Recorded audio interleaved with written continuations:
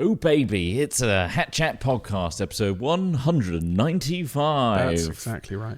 God, that's a lot, but don't worry, each one is an isolated experience that you can enjoy on its own. And maybe we shouldn't have numbers then. No, we shouldn't. But it's too late now. We said the number's there, whatever. Just for balance, I'm going to say that they should be enjoyed in order. Yes. Start from the beginning. If this is the first one you've listened to, go back to who one. We were at episode one. Mm-hmm. And obviously we've developed and grown over these episodes, and now we do not have the same views as us back in episode one. That's true. All right, failed. Craig, I hope you got a backup back there. Anyway, my name's Ross Hornby. Hello. My name's Alex Smith. Hi, I'm Chris Trott. Hodson Trott now, technically. Though I haven't changed my name on Deed Poll yet. So it's not technical then, is it? Do you have to? It's on the marriage certificate. If that, is the marriage certificate not enough to just to be you like... you have to tell them across change the your board. name. You see that Rob I'm going to McElhenney do it now. changed his name recently. Is I that don't know actually if what he's done? Rob Mac? supposedly. Because Charlie Kelly's doing it as well. Charlie Day's doing it to Charlie Kelly, isn't it? Yeah. Is he really? It's just to get us to talk about it. That's good. Well, we are. They've won. Because then I there's a don't new think I series like coming Rob McElhenney anymore. Is it because of his links with... I think he's just Ryan kind of Reynolds? got a bit fucking gross in Hollywood, to be honest with you. Like, I get it, but like, Yeah. they were creative comedic geniuses, and he now just seems a bit gross. I actually saw a clip this morning of him talking about how there are certain TV shows where it gets to season 5 or 6 and all the characters suddenly look better and like either have like plastic surgery and all this stuff. Yeah. And then obviously it cuts with the music to them. Mm-hmm. Although they are on season like 13 or 14 or something like that. It's a long running series, but like they've done that. Like they've all had a bit of Botox or look much better. Not that you shouldn't better yourself, but like with the characters in the show, it doesn't make sense. And that's why it's kind of probably gone downhill for me a little bit in the last few series. Happened with Friends. Do you think so? It did, didn't it? Well, that same article, or I read something about that, similar where they said with Friends it happened as well. Yeah, where everybody's looking better. But I mean, But the whole point. But I suppose with Friends, they aren't necessarily decrepit beings who do horrible things to each other and live in like squalor. Yeah. Whereas in Always Sunny, they are like eating tinned cat food and sleeping in like The only the same person that sleep. doesn't look any different is Charlie Day. Yeah. Danny Well, DeVito. he does look better, doesn't he? But obviously, I guess a little bit of roughing him up probably looks the same, doesn't he? Yeah. So, yeah. No, Charlie Day. Either way, I've had my skin scratched to the back and then stapled at the back of my head. You had it pulled. The The full face back pulled and the back. head, Yeah. like Back there is fucking like mess. in Men in Black, Yeah. where he pulls his Is that skin. better? You know, you can have a conscious facelift now. Conscious. So you just have local anesthetic, and then they pull your face back and do all the stitching whilst you're just awake. That's crazy. Oh shit! Was that a program you saw recently? I saw it came up on my. It came up on Gogglebox. I flicked past it, Yeah. and I was like, "What the fuck?" Because you could see the inside of their face, like they like the flap on the side near their ear was open, and they were just like, "Yeah, so I've been like this week. I So I did this, looked this, away and for this bit. and they were talking, and Yeah. I was like, "Whoa! This person's awake during Yeah. this shit." Yeah. And they just had their Oh. face kind of like pulled back a bit. I mean, I think they were in their Yeah. late 50s or maybe Yeah. mid 50s. It worked amazingly well. And like, yeah, it was just kind of pulled back and up, which, transformed the look of Well, their it face. lose the elasticity, doesn't it? Your skin. It's just gravity pulls it down. Pulls your face down. Sun damage all the time. Yeah. I mean, I should talk about sun damage. My face is like a kind of a blotchy mess because of the sun. Should wear sun cream more. I do Sun try cream to. every day. Blotchiness is more likely to do with diet than the sun. I would say. I Yeah. wonder if it's the But I'm only bags and mainly M&Ms blotchy. you eat, It could be. are causing the I blotchiness. haven't had M&Ms in a couple of weeks. So. What have you been eating recently though? What's the Last chocolate thing of choice? What did I have? I had a Twix a couple of days ago. Oh, that is rations for you. Just It a is. Twix. I know, What it's about been Lunchable and your last Lunchable? maybe the last time you saw me have a Lunchable was probably a week and a half ago. When was the one last time you had a Lunchable before then? Oh, quite a while actually. There was actually quite a big I gap. thought because I haven't seen you eat one of It was long literally time. just a last minute. I was like, "Fuck, there's nothing else here that I want. I'll just have a little cheeky Lunchable," and they are still really shit. I had Lunchable because It's just crackers and if you don't know what a fake Lunchable is, cheese. it's like what's that product that Mr. Beast released? it's called Feastables, which is exactly the same product Okay. but their own. Moldy stuff. So years ago in school, the reason I'm bringing this up now, and I think Trott is finding it quite funny as well, is because recently we've just been observing Ross's diet is basically that of a secondary school person. Lunchtimes are anyway. I don't know about dinners. But just like fun at the things shop. come in and he comes in with different lunches, but every so often he comes in with a Lunchable. And as a child, I remember thinking, "Wow, those look really cool," right? And I didn't get those things, like some people, their parents bought them for them. At the time, I attributed it to them having lots of money, but now I'm like, maybe they shouldn't have been buying that for their kids. Maybe they should. I never had a Lunchable at school. Right. So. Okay. So you had the same kind of. Not that I've looked at it and gone, "Oh, I really want one." Did you not? When I've, it's That's just literally just you need in one. just cheese and it's just cheese, ham, and crackers. But it's not cheese. It's very quick. It's very shit cheese. But not all cheese and ham is the same, is it? I know, but when you're at the shop, you're not like, well, now I'm going to get like a whole pack of Charcuterie. Jacob's crackers and do all this. I'm going to buy that little pack because it's quick, and it just, I mean, it doesn't taste like real. It tastes fake and rubbery. But for a quick fix of just like something to munch, that is it. But it's very rare. So I did come in the other day with but you're choosing that over like a Ginster's pasty or something like that. Or like you would choose that. I mean, Ginster's pasties aren't good. It's because on my route to the office, there's no real shops of any. There's Spicer and Coal. There is, or I can go to a very expensive place that's just like, I don't know. I don't want to spend like 20 quid for a really small lunch. It's not 20 quid. So it's about 6. Better. Have you ever shopped? So it's 6, not better. No, I mean Spicer and Coal is what I was talking about. Oh, right. But that's a time issue. Anything I've ordered from there, I'm waiting. But 6 quid for a... I guess. You know how late we are for the streams as we are. I just don't think that like the minute longer you wait for a chicken Caesar baguette for 6 quid is worth the terrible meal you get as a Lunchable for £4. But it's not £4. How much is it's a really Lunchable? cheap. I know, like 2 quid. Okay. But even then, it's not great. No, I just make like tuna sandwiches at home. It's easy. Yeah, I mean, you do that. You're good. You bring your own lunch. That's good. It's just the Lunchables are horrendous. So I had a Lunchable to finish what I was saying about it. I was excited about them. Huh? It's £1. Really? £1 from where is that? It's a Dairy Lunchable from. Maybe we're gonna get a pallet.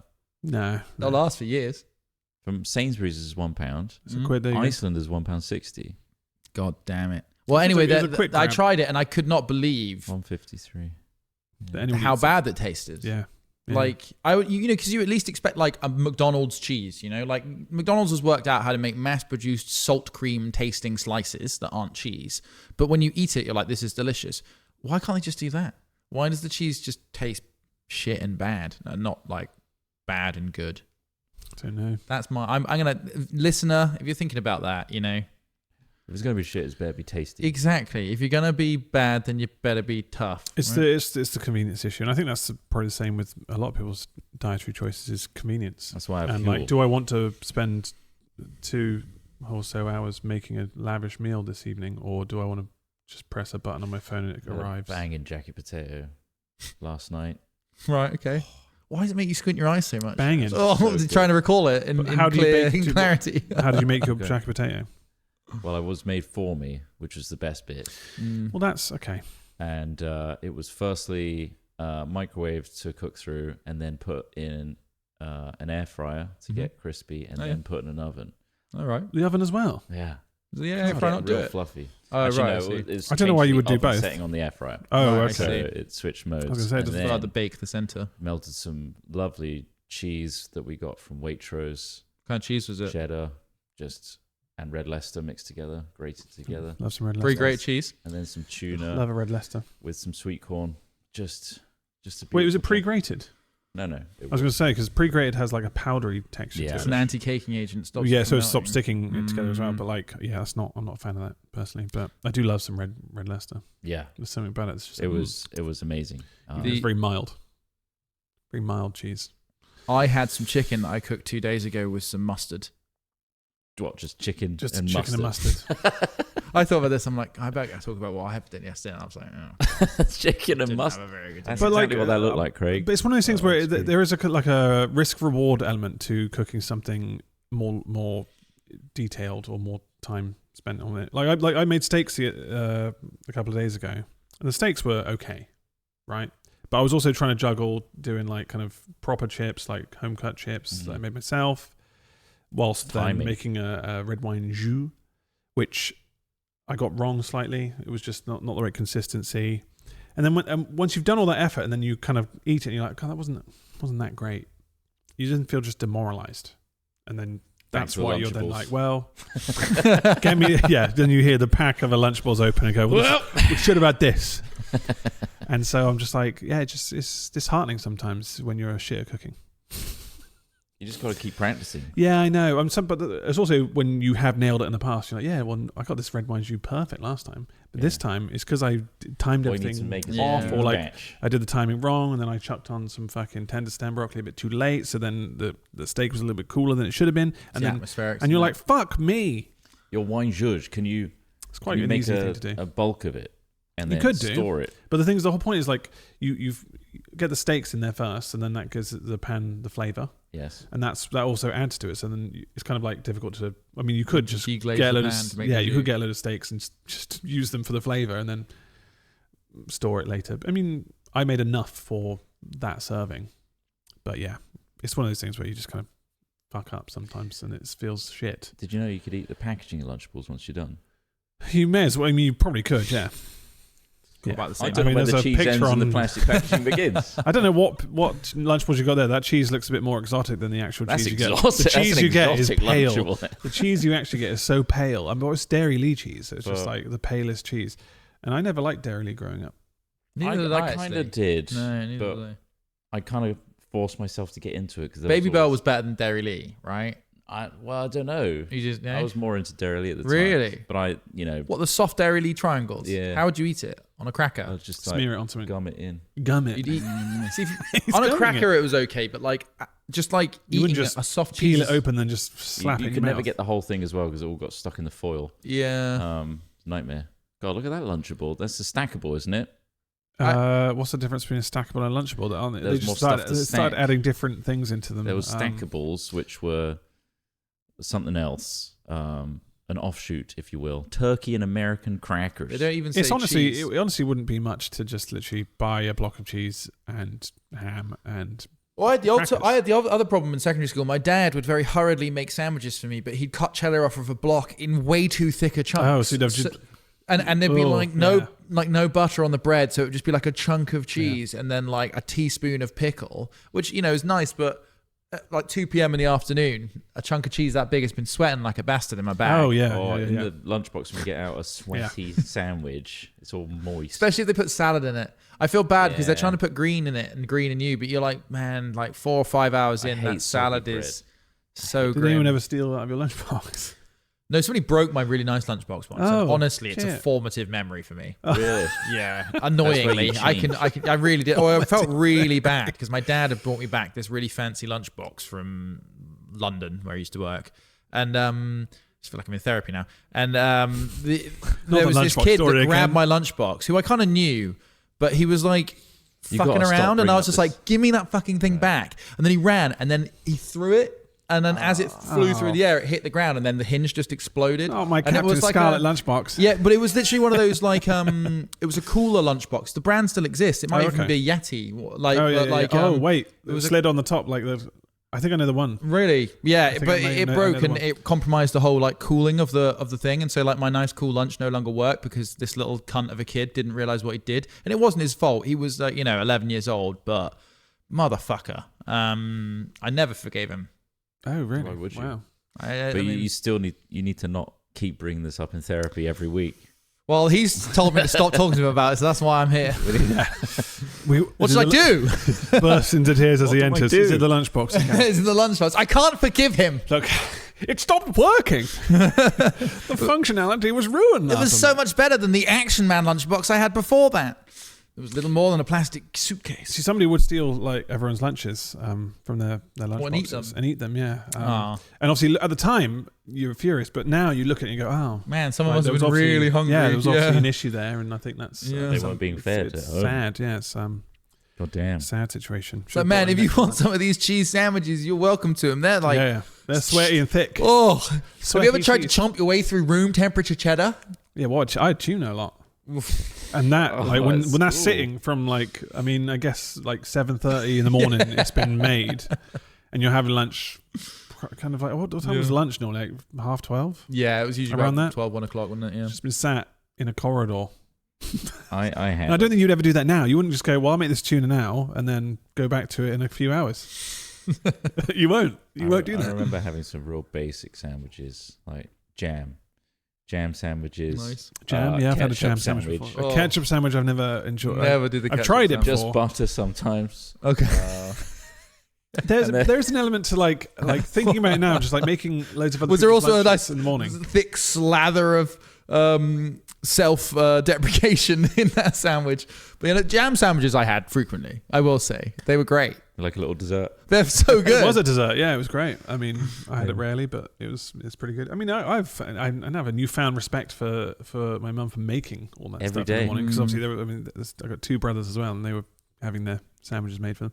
Yeah. And it's just like, fuck doing that. Wild, isn't it? But Did you like ketchup sandwiches? No. Oh, okay. It was just like, not ketchup again. I just kind of got what I was given. Yeah, And I was thankful that they made something. Yeah. And then I didn't have to go to the refectory. that's good. But the refectory was good. It had some good pizza slices. The pizza and slice. my mum did work there at one point. Oh yeah. And turkey Did she give you twizzlers. extra no, fries? she didn't give me extra. Damn She it. was- We can't cheat the system, Chris.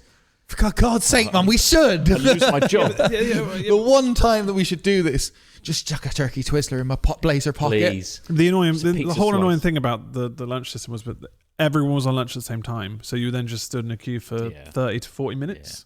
And also, we had quite a leisurely lunch. It was an hour and 15 minutes, or around 20. Dope. I do remember our lunches feeling quite long. They were It were was towards too the long end. at They some point. You were extended like, towards God, the this end. feels quite long, actually. Because they needed to give the teachers more breaks because they didn't have enough teachers and they're all leaving, I think. And most of them Oh, were locked in right. the cupboards. They had to go around and unlock them all. Yeah, I mean, good God, how anyone works in a secondary school blows my mind. Yeah, I could not do But it. you'd queue up 30, 40 minutes for just like sometimes just a plate of chips and beans A slice of pizza. or a slice of pizza. Yeah. That's That been one. out under the hot lamp. All the major food groups. Yeah. And it was. And I'll just go to the I think, fucking vending you know, machine. Fuck it. But obviously, you look at it now, you think, well, Jamie Oliver had a point. Oh. You know, with the turkey twizzlers and because it was just shit food. Really. Yeah.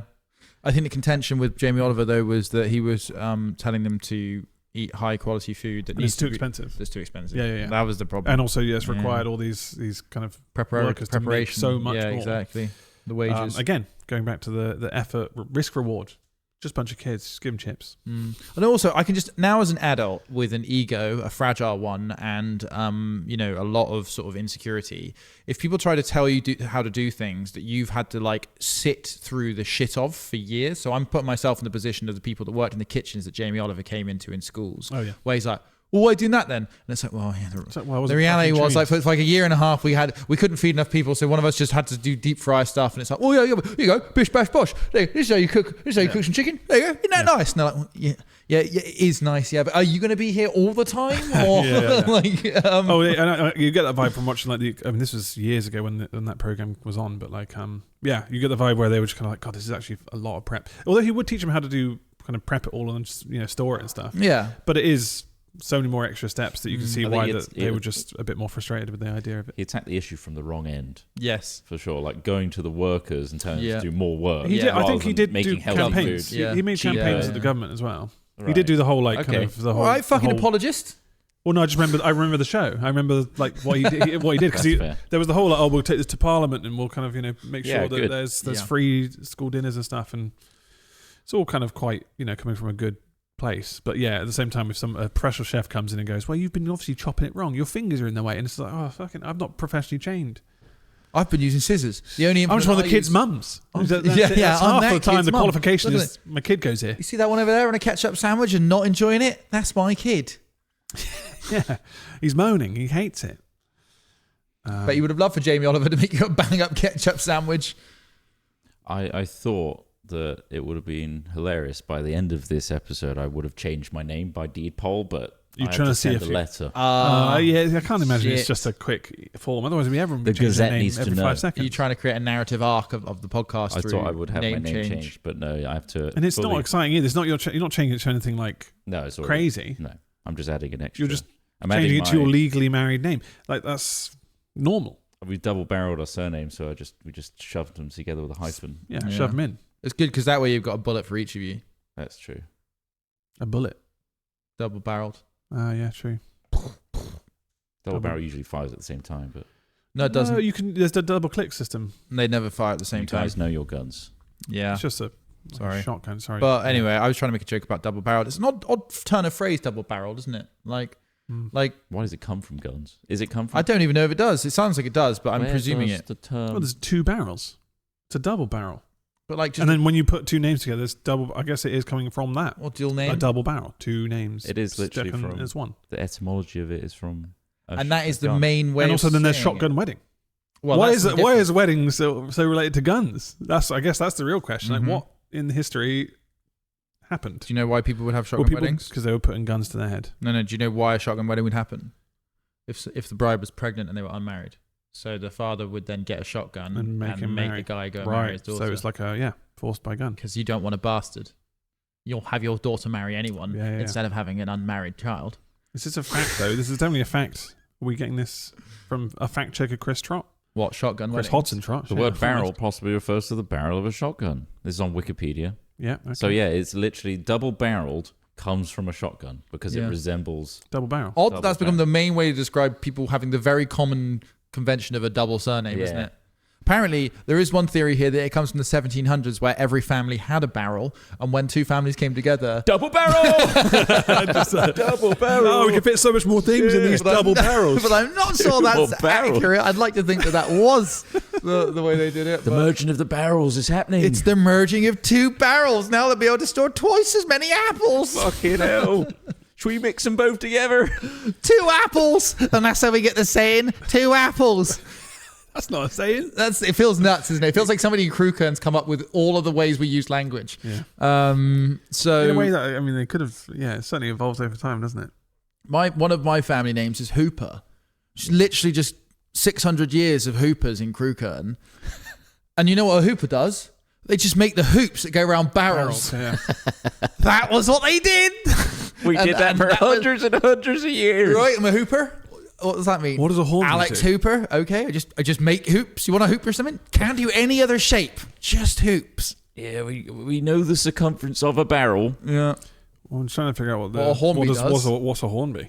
Model of English origin, primarily derived from Old Norse place names, specifically from several locations in northern England. The name signifies horn-shaped land or farmstead on a horn-shaped piece of land. So basically, you were from people that used to live on a shape of land, and they were like, "Those." Well, that's horn-shaped, isn't it? You're one of those Hornbys. You're one of those Hornbys, aren't you? Yeah.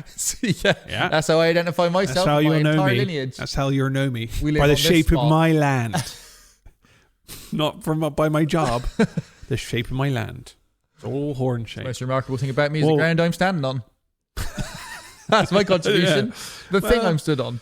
So Somerset comes from the place, the summer camp. So basically where people in the southwest of England would go from during the summer. Somerset was originally where it's come from. So that's where they would camp during the summer, the best place for the summer. Where you'd set down. Yeah, and that's basically apparently where Somerset comes from. It's a village of Hornby in Lancashire. In Lancashire. Yeah, which is noteworthy, with a castle built on the site of a Roman villa. Wow. And the name dates back to the 12th century, indicating its long history according to Find My Past, which some people might not want to go on. I'm on familysearch.org for Trott family history here. Oh, yeah. English. Horse. Yeah. Anything to do with horses. Somerset and Devon. Nice. Southwestern England, usually a variant of trout. Yeah. Well, we knew that though. Yeah. We have looked that up In previously. South German, which I do think I've got Germanic roots. Okay. Metonymic variant of trotter. Okay. An English nickname, either for someone who moves quickly at the pace of a trotting horse. There goes that trotter. There we go. Oh, he's swift fucking of foot. Fucking hell, he's such a nippy little bugger. So fast. From the Middle English trotte, Old French trot, perhaps given to a messenger, perhaps messenger people, trotter or trotman, or occasionally perhaps from Middle English trot, old woman, hag. Well, it sounds like, broadly speaking, most people would use trot for people who moved around a lot. Messages, right? So from a long line of postmen. Got a crest of arms. Or deliver some message, whatever. There's a Hornby crest of arms. Wow. Yeah. Family crest. There's a trot one. You're going to get that tattooed on your back? Yeah, with the rest of the tattoos. All the other ones. They're all on there. I'm guessing, does everyone have a crest? Is that just a... Yeah, everyone has a crest. Mine's got a bear on it. Who's making all these fucking crests? That's a pretty... The ancient arms of Trott. Look wow. That's a good one. I like the colours. That's pretty dope. I've got a top. Family Hornby live here. Family That bear Trott. looks different. It's a different bear. Mine's Is that a bear that looks like a horse? Is that a duck with legs? Wait, that's a duck with arms. Is that a duck with arms? That's a duck with arms. Nice. 3 horns. 3 horns with some nice string on. Is that what that is? Just horns. Yes. Horns. That's why I'm so good at blowing the mouth trumpet. Well, I don't think I'd have arms because I'd just be arms of Smith. Sure, it'd be hammers and banging away at stuff. Yeah. I don't think you'd have a coat. Swords. But I like to think that there's a coat of arms, but something tells me that these are all just made up. But ancient arms. I mean, which Smith? We're not all related. There's so many Smiths. It's crazy. Literally, I meet a new one every week. You're always meeting Smiths. Yeah. Just a Smith reunion every time. What do you think is the worst? We'll go back to the meal thing. What do you think is the worst thing you've kind of just decided to have as a meal? What, recently? Well, that you can remember. Where you've been like, fuck, fine, that's my dinner. What's the worst thing I've eaten? And I guess it doesn't have to be the worst, but necessarily like as in like it doesn't have to be gross. I did like 3, but just something where it's just like 3 I'll just freezer things put together. 3 freezer things. One was a, you know those thick omelette, potato omelette frittatas. Mm-hmm. Had a slice of that.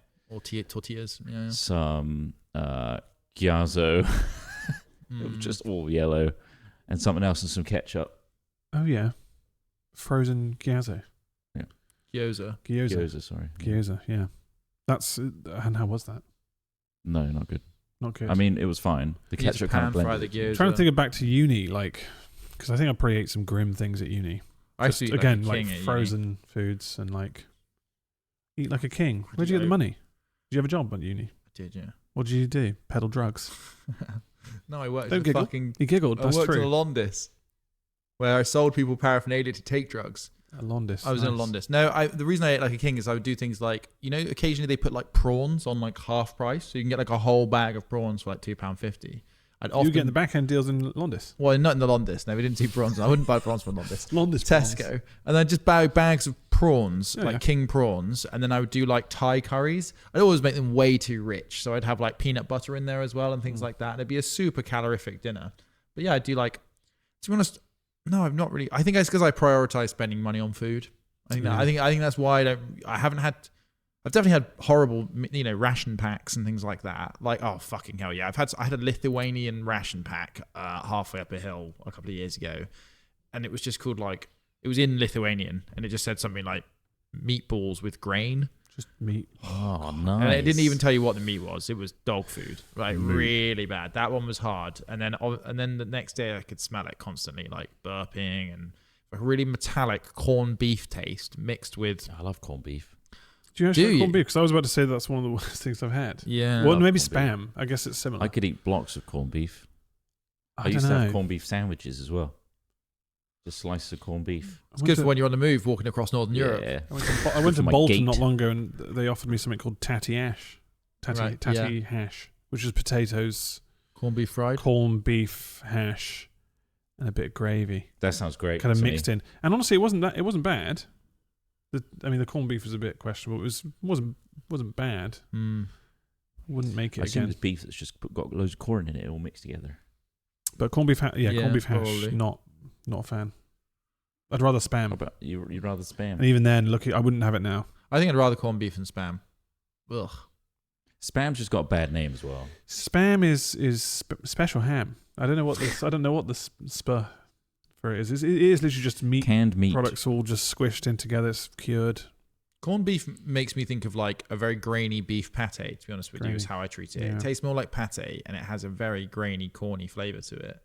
And then it has that horrible sort of fatty. Spam just doesn't have that same graininess, doesn't it? No, it doesn't have a graininess. Spiced ham. Is it spiced? Though the exact meaning of the name is not definitively known. Right. They kept it a secret. The term spam in context. I think that sometimes with food products, keeping things a secret is a question mark. Don't you think? Like, it's a secret ingredient. It's like, well, is it safe though? It better be safe. Apparently, corned beef doesn't have corn in it. It's nothing to do with corn. It's not corned beef because it's got apparently the salt they use. Or something. Oh, right. Corned beef, yeah. It's corned beef. Salt cured, corned, large grained rock salt used in the curing process. Popular ingredient. Nice. Fuck yeah, I'm well into it. You want some more corned beef, don't you? You're thinking about it and wanting it now. Can't get it out of his head. Jam sandwich, corned beef. Crack open a tin of corned beef. Well, you have the little kind of the key that you twist around. the key and twisting around the cube-shaped or like rectangular-shaped get the gyoza back out the freezer. Is that tatty-ash? That looks like good tatty-ash. Yeah, you can make anything taste good if you're good enough at cooking. Of course, yeah. Seasoning is important. Yeah, and also other ingredients to pack out the ones that aren't as good. Yeah. I mean, all that beef will then become salty, fatty, gritty taste, won't it? Rather than the main event. The potatoes you're going to get a lot of there. And probably the oil. Like post-war foods, I think, are just like the kind of comfort foods. Well, we can call them pre-war foods now, if you like. You can always call something pre-war. Like, there's always going to be there's wars going on all the time. Popping up all over the place. Is there? Like annoying zits. Like global zits. What about Great Wars? Great Wars? Well, it depends what you mean is great. What's great? The number of people that died? I think it's the scope of it, isn't it? Just the how far. Number of nations involved. Oh, and how bloody good it was out of 10 as well. I think there's a Great War rating. Oh, the rating. Capital okay, G, Great War. Rotten Tomatoes good, okay. Wars. Mostly positive. Well, how does this one rank on Rotten Wars? Rotten Wars. Let's have a look, shall we? Fresh. This one's pretty fresh. Worth fighting in. Are we going to get conscripted anytime soon? Getting through this was anytime soon. I don't know if it's not worth thinking about. Do I need to start doing push-ups again? You should. Well, I mean, you are fighting age. The government are pumping up their budgets. Not to get into such a grim topic, but it is. Would you be able to fight, do you think? You're probably more able out of the three of us. My surname's Trott. He'll be running.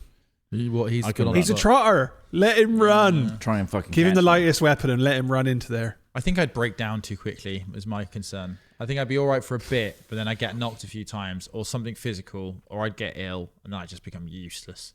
Getting ill, yeah, that would happen quite frequently, wouldn't it? Although I do I think just witnessing, just savagery, the horrors of war. Witnessing someone do something horrible to someone. Yeah, but you're pretty ready for that though. Then, well, seeing it on, I think it's very different when you see something on a screen and seeing it in real you'll be life, watching me barbarically mow people down and then eat their flesh. That would be shocking. That would be quite terrifying. That would be very shocking to see you mow someone down and eating their flesh. And seeing all the things that you don't see in wars, which is probably even worse. Yeah. The things that they don't want you to see or it's so don't gross publish. They're like, we'll put this out. It's like, oh, this is so bad, we won't put this out. That's the part. Those are the things. The trauma, I think, is probably what would happen to a lot of people. Yeah. It's like, this isn't a world that we... I don't think we need to worry too much about frontline fighting, because it'll just be... We'll be in after. Everyone dead. Not necessarily. I think they like to draw these things out, don't they? Oh, yeah. Yeah. Why? Because what will all the rich people get after the war if they've blown it all to pieces? Exactly. They can't nuke everything because they want the stuff they can't take advantage after everybody else is done riches. dying for it. They then come in and go, yay, new status quo. This is depressing, isn't it? Yum. It's depressing because it's possible. I think that's the thing, isn't it? And I think that obviously throughout our entire 36, 7 years, we've not had to worry about this type of thing, really. There's always the occasional hotspot where it's like you're getting ads through. Getting an ad, then add to my phone. Just down, doesn't have to. It's right hand, top right hand side. That's up. Yeah, there you go. Depends on the orientation.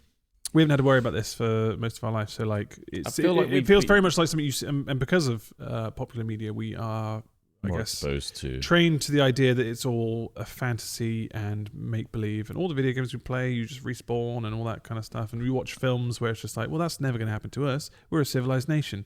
But you start to look at what other countries are doing right now, and you're like, oh, that's probably how this actually started, and that's what it looks like. I think we're just kind of like, you then realize how powerless you are as an individual. Yeah, but also there is the level of overexposure to constant news that we've been, seeing every single day in modern media. Whereas when we were younger, we only got the news from TV and newspapers. So it's, I don't think there's any more or less war. We're probably still in the safest time of humanity than we've ever been in, compared to the past. Yeah. If to put it in perspective. But it still doesn't make it any less scary, I guess, hearing about it all the time. Yeah, I think it's just realizing that there isn't much you can do. That's the part where it's like, oh yeah, I guess there's not really anything I can do. So that's the part where you're gonna just have to be a bit stoic about it. I'll do a few more push-ups. Get on with your day. Get on with your day. Try and not, do what that guy does and build his underground bunker in your garden. I don't think he's built that. What, Colin Firth? furs. I think he's doing that as like a fun project, not like a war. It's for fun. Yeah, it's for his band. Yeah, for soundproofing. Do you think it's like a war bunker? I reckon it's a secret war bunker. Think so. Were Anderson shelters like they were quite functional? Weren't they just corrugated huts? Yeah, I mean, but they were slightly buried. If you built them properly, you would build them under like some soil, and depending on the bomb, was it supposed to ricochet? Was it supposed to basically just like if something hit near it, it just bounces a load of the shrapnel off of it? Yeah, it's about direction of shrapnel burst. It's about all sorts of things. It's just about basic cover theory, right? Yeah. But like, it depends on, again, what you're getting hit by. If you're talking about Anderson shells from World War II, it depends on the kind of bomb they were dropping. That does look cool, doesn't it? I'd love a secret underground. But if you haven't built it to withstand the kind of bomb that gets dropped on it, you've just designed a way for you to get suffocated underground. It's a nice little, because once they cover the holes, once any of those holes get covered, he's like just in his enlarged. I'd rather die out in the open than underground like a fucking mole. All right, I don't know. What are you holding on for? You seen what a town looks like after it's been bombed to pieces? Oh, let's stay in the basement for a few more days. Not if you have a cool underground network like Metro 2033. Horrendous. I mean, they do exist, by the way, and nations have spent loads and loads of money on building huge underground infrastructures. They're all over the place. It's kind of wild how much money countries have spent doing this, but who in their right fucking mind wants to live underground for years at a time? Horrendous. It's just grim. It's not worth it, in my opinion. But that's it's exactly what that film When the Wind Blows by Raymond Briggs. I've not seen it. That film is about that, where it's just like, what was the point in surviving this? Because they just kind of suffer. Yeah. But they didn't make an Anderson shelter. He put a couple of doors in his hallway, and it's a cartoon. So it's basically just kind of is it that the make-believe story? The weird art style from... Yeah, from 1986. So it's just Raymond Briggs who did the Snowman art style. Yeah, but yes, it was more just about like, horrendous. What could happen, and obviously, do we need to worry about it? Probably not. I think we should just listen to podcasts and enjoy ourselves. Yeah. We were going to do accents for this one, weren't we? We were. Yeah, what accent do you want to do? Don't know. Should we think what accents are available in the United Kingdom? Do a Birmingham accent. Birmingham. Oh, that's late. I don't know. I can't. Dudley, you're right. You're right, Chris. Have you been walking all around Northern Europe talking about shelters? Have you been? Where have you been? Underground. Underground. Received pronunciation you got from London and South East England. Received pronunciation. Received pronunciation. Why is it like called the Queen's received English? pronunciation? It's more like Philip, Queen's English. I'm doing received pronunciation. Then you got Cockney from London. Cockney. Apples and pears. Apples and pears. All right, me old China. How's it going? Yeah. You want to play some darts or have a bar associated sports? Or maybe you can test me on the knowledge. And then you got Cockney. Scouse. Of course. Liverpudlian and Northwest England. Fuck off, you fucking prick. Fuck off, mate. I haven't done anything. And things, I don't know why the immediate instant thing to do is swear. But like it's because of like popular media, I suppose. Yeah. And also there's a popular sketch that I think what's his name did? Bloody hell. Frost Show? No, what's Frost Show? Paul Whitehouse. Maybe Paul Whitehouse Harry Enfield. It was the Harry Enfield show, wasn't it? It was like, calm down. And they had their little afros, and that was like the characters. I guess, obviously, most of the time it is comedians doing kind of caricatures of these accents where you pick those up and you're like, that is funny, but then it's not really necessarily always reflective. And also comedians their skill is to interpret life and make cunning in sort of inceptive thoughts, I suppose. Yeah, like just impressionists. Can you do a good Geordie accent? Every single police show I've watched, they're always arresting Scousers. So that's all I ever hear them saying. Is that it's always Liverpudlians that get arrested? If you see the police shows, they're always. Which shows are you watching? So many police shows. Specifically in Liverpool, aren't they? No, not specifically in Liverpool. All over the place. They're Aberdeen, Highland drug interceptors. And it's Scousers. What's a Liverpudlian doing in Aberdeen? Yeah. Cornwall, Scousers. What are they doing over there? Ireland, Scousers. What's happening? I mean, that is the question that both I and various national police forces are trying to answer. Why are there so many Scousers in BMWs in Aberdeen?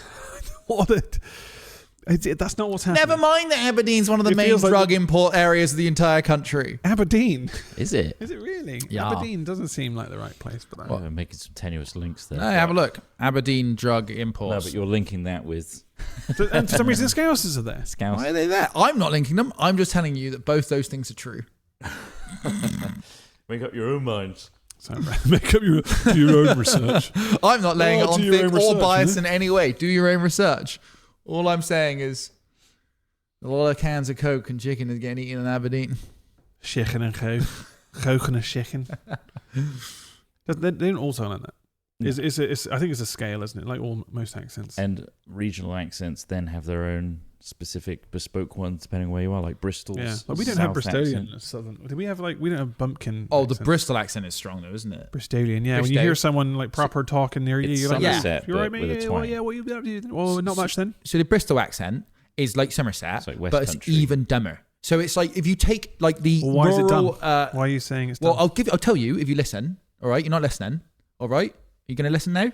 Too dumb. You are. All right. Too So what you do is you take the rural, slow talking of Somerset and that nice homely feeling, and then you make it a bit more dumb and a bit more quick. And then suddenly you could be in Plymouth as well. There's something about the cities that makes the same Somerset accent, this sort of higher up, stupider, kind of, you're right. Like, I don't know what it is, but the Bristol accent, we were first here for a long time, you go into Primark or somewhere else like that. I don't hear it that often. The Bristol accent. Oh, it's everywhere. I You need to go into more like, working class establishments, Ross. You're spending too long around the I'm received pronunciation. I'm the one who steps foot in Greg's. You don't. I wouldn't say that's working class. That's everybody who isn't. That's the everyman. That's everyone going in there. Everyman pies. Everyman pies. But no, you hear it from time to time. But I don't hear it that prominently. I do.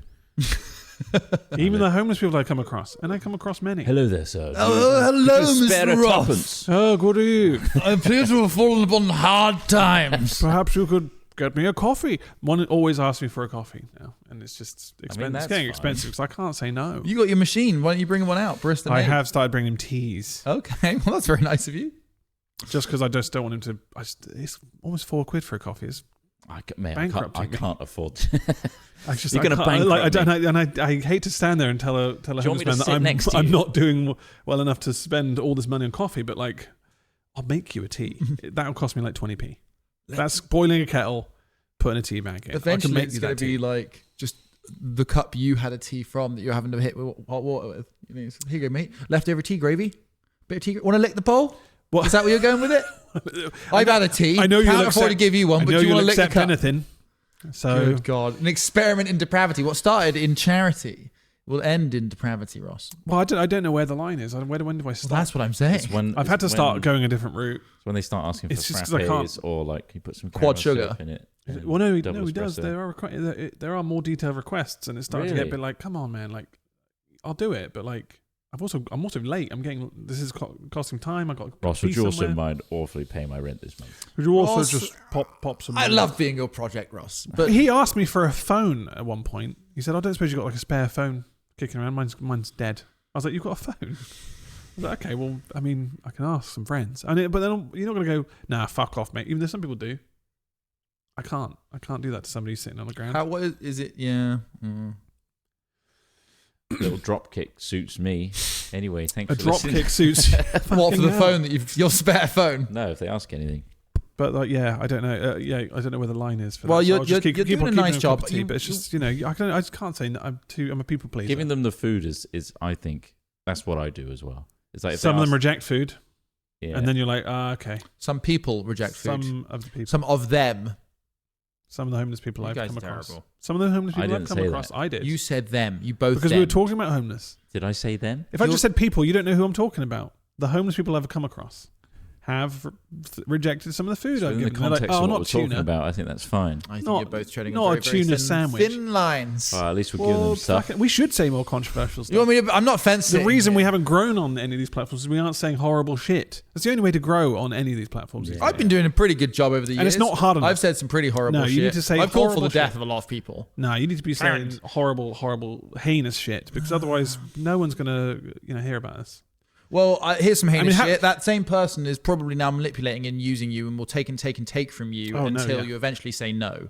Because unfortunately, that is all they've had to do and the only survival mechanism that they have left anymore. And your drinks won't make a huge difference because unless we change things at a very base level and the huge social and welfare programs that would be required to do that.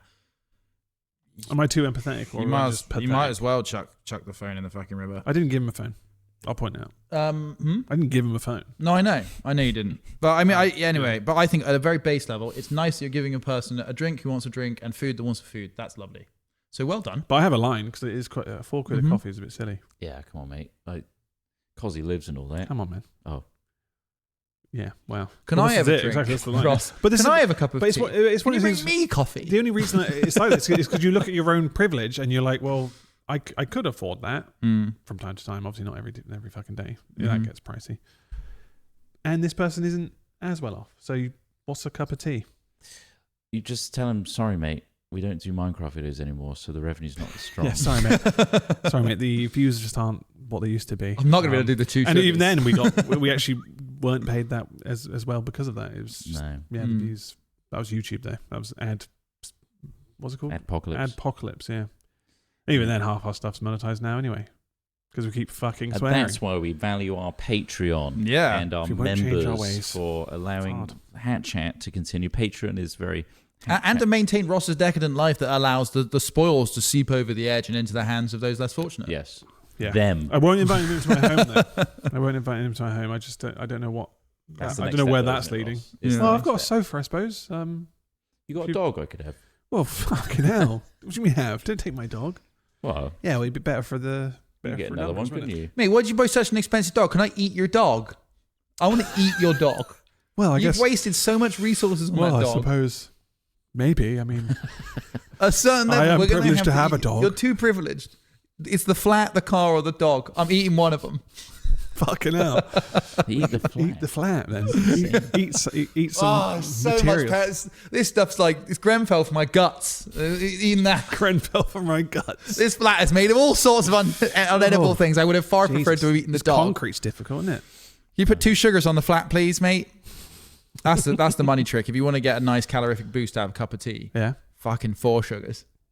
Hit that. I don't do that, but I would if I. Next time I'll just go through my fridge. Anything that's like a day out of date, just hand it to him in a shopping bag. Is that a good one? What's a good method? I don't know. What's just nice? I suppose. Ask the supermarkets to throw out tons and tons of food every night. Yeah, that is nuts. That is actually nuts when you see it. Like, whoa, this is. That's a whole different problem that we can't get into. Because it's the end of our hand. It really is. We can get into this all day long. Before we started this, just very briefly, I was saying thank you very much to the people that are supporting this podcast. We saw a lot of your nice comments in the previous podcast talking about how you really enjoy it. You like the podcast as a standalone thing. Those are all really positive things. Thank you very much. And yeah, I mean, we get enough listenership and enough support through our Patreon to continue doing this. And they are enjoyable. It's nice to have a voice. We hope it isn't too depressing. We're trying to it's sometimes fun. But I think it's a good platform to talk about. I hope so. Exactly. Maybe not too depressing things. But all these things affect all of us. Yeah. Because the worst thing I hate is when someone says, "Oh, don't talk about politics, mate. It's like, it doesn't affect. Stay in your lane." And it's like politics affects everything. Everything. So yeah. Sometimes we'll talk about it. Well, I hope we can talk about it in a way that's engaging and entertaining. And not too, not because too absolutely right. And lots of people want to escape, and we do want you to escape these things as well. Right. Well, before our PC melts down, which it looks like is about to. It's really twitching like a dead Craig fish. Is panicking. There's some panic there from Craig. He's just trying to get all my new sofa's in the right place. I just saw a picture of a new sofa. Awesome. It's arrived. I'm going to go sit on that bad boy. Oh, that's great. Thanks for watching, everybody. I'll not be inviting any homeless people to that sofa. Give them your old sofa. You can have my old one. I'm actually donating that one to charity, so look for St. Peter's Hospice charity near you. Nice. It's not stained, is it? Oh, absolutely. Cum stains. Everywhere. Bloody hell. Thank you for listening. Like Alex says, we really value your support. Thank you. We do, yeah. And we'll see you next time. Doing the Lord's work. If there was a Lord. Have fun out there. Much love. Bye. Bye. I'm after P-Mark.